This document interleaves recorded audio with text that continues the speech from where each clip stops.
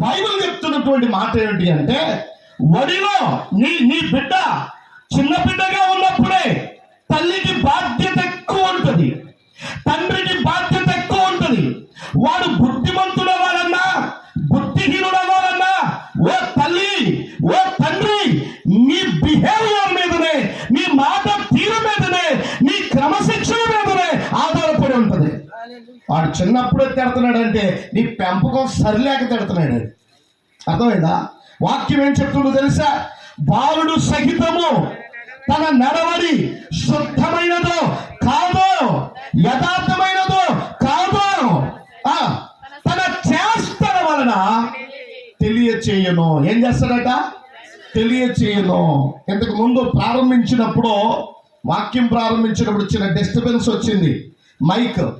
అర్థమైందా? అది అలాగే వస్తుందిలే అని చెప్పి మైక్ ఏర్పాటు